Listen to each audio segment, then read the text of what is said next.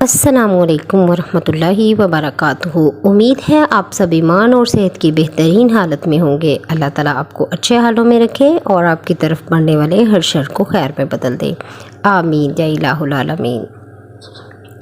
آج پھر سے ایک نئی کہانی کے ساتھ میں آپ کی خدمت میں حاضر ہوں۔ امید ہے آپ میری پچھلی ویڈیوز کو دیکھ کر لطف اندوز ہو رہے ہوں گے۔ اپنی پچھلی ویڈیوز میں ہم نے دیکھا حضرت نوح علیہ السلام کے بیٹوں کے بارے میں، حضرت نوح علیہ السلام کے بیٹوں سے بڑھنے والی آگے نسلوں کے بارے میں، اور پھر ہم نے بات کی حضرت نوح علیہ السلام کی اپنی قوم کو دعوت۔ حضرت نوح علیہ السلام نے اپنی قوم کو 950 سال تک تبلیغ کی، اور اس تبلیغ کے دوران حضرت نوح علیہ السلام نے بہت سی تکلیفوں کا سامنا کیا۔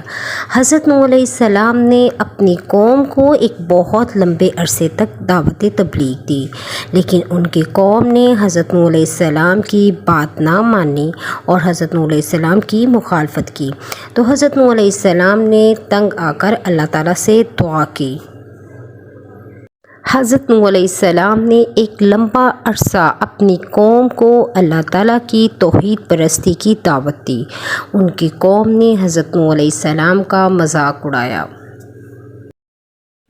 ایک لمبا عرصہ اپنی قوم کو اللہ تعالیٰ کی دعوت دینے کے بعد جب حضرت نوح علیہ السلام تھک گئے تو اللہ تعالیٰ سے دعا کی، یا اللہ ان کو راہ ہدایت نہیں دینی تو پھر ان پر عذاب نازل فرما تاکہ ان کو شعور آئے۔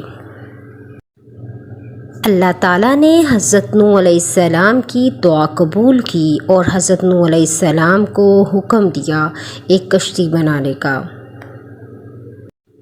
حضرت نوح علیہ السلام کے ساتھیوں نے اور حضرت نوح علیہ السلام نے مل کر ایک کشتی تیار کرنا شروع کی، تو بھی حضرت نوح علیہ السلام کی قوم نے ان کا مذاق اڑایا اور ان پر طرح طرح کے جملے کسے۔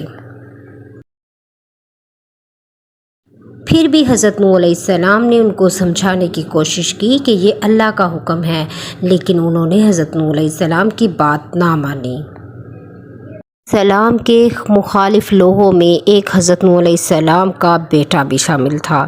حضرت نوح علیہ السلام نے اس کو بہت سمجھایا، لیکن اس کو اللہ تعالیٰ کی طرف سے ہدایت نہ ملی۔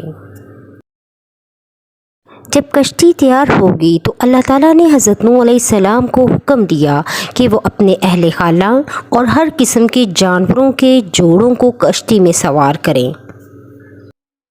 بارش شروع ہو گئی۔ ابھی بھی حضرت نوح علیہ السلام نے اپنے ایک بیٹے اور اپنی بیوی کو دعوت و تبلیغ کا سلسلہ جاری رکھا۔ حضرت نوح علیہ السلام کے ایک بیٹے نے اور بیوی نے حضرت نوح علیہ السلام کی بات نہ مانی۔ بارش آہستہ آہستہ تیز ہوتی چلی گئی۔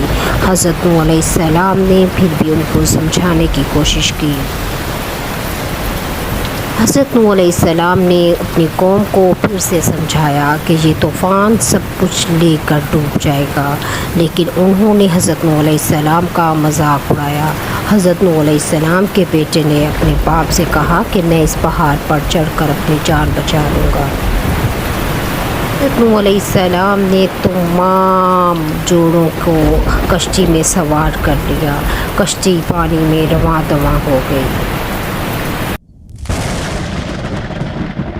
40 دن اور 40 راتوں تک مسلسل بارش ہوتی رہی، جس کے نتیجے میں ایک بہت بڑا طوفان آیا۔ حضرت نوح علیہ السلام نے اس طوفان میں اپنے بیٹے اور اپنی نافرمان بیوی کو ڈوبتے ہوئے دیکھا، تو اللہ تعالیٰ سے دعا کی کہ اے اللہ ان کو محفوظ فرما دے۔ حضرت نوح علیہ السلام نے اپنی بیوی اور بیٹے کے لیے دعا کچھ یوں کی، اور نوح نے اپنے رب کو پکارا اور کہا، اے میرے رب، میرا بیٹا بھی میرا اہل میں سے ہے، اور تیرا وعدہ سچا ہے، تو سب حاکموں سے بڑا حاکم ہے۔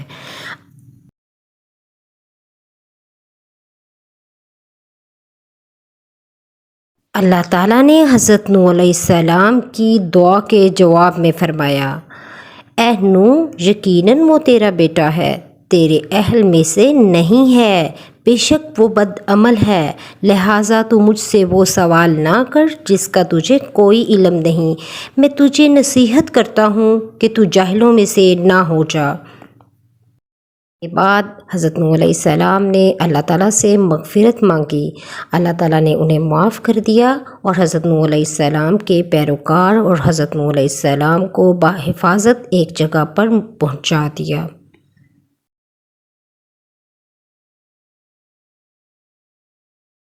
حضرت نوح علیہ السلام کی زندگی سے ہمیں یہ سبق ملتا ہے کہ مشکلات اور آزمائشوں کے باوجود اللہ تعالیٰ پر بھروسہ رکھنا چاہیے، اپنی راہ پر ثابت قدم رہنا چاہیے۔ حضرت نوح علیہ السلام نے اپنی قوم کو ہدایت کے لیے طویل عرصہ تک صبر اور استقامت سے کام لیا۔ حضرت نوح علیہ السلام کی زندگی سے ہمیں یہ بھی پتہ چلتا ہے کہ جب ہم مشکلات میں گھیرے ہوں یا ہمارے خلاف دشمن ہوں تو بھی ہمیں اللہ کی پناہ میں آنا چاہیے اور اللہ تعالیٰ سے مدد مانگنی چاہیے۔ حضرت نوح علیہ السلام کی زندگی ہمیں یہ بھی سکھاتی ہے کہ دوسروں کی اصلاح اور ہدایت کے لیے دعا کرنی چاہیے اور اللہ تعالیٰ سے ان کے دلوں کو بدلنے کی دعا مانگتے رہنا چاہیے۔ حضرت نوح علیہ السلام کی زندگی سے ہمیں یہ سبق ملتا ہے کہ مشکلات اور آزمائشوں کے باوجود اللہ تعالیٰ پر بھروسہ رکھنا چاہیے، اپنی راہ پر ثابت قدم رہنا چاہیے۔ حضرت نوح علیہ السلام نے اپنی قوم کو ہدایت کے لیے طویل عرصہ تک صبر اور استقامت سے کام لیا۔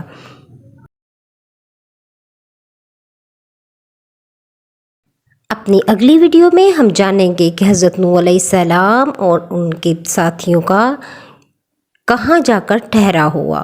طوفان تھم گیا اور طوفان کے تھمنے کے بعد حضرت نوح علیہ السلام کی کشتی کا ٹکراؤ کہاں جا کر ہوا۔ اگر آپ کو ہماری ویڈیوز پسند آ رہی ہیں تو please like, share and subscribe.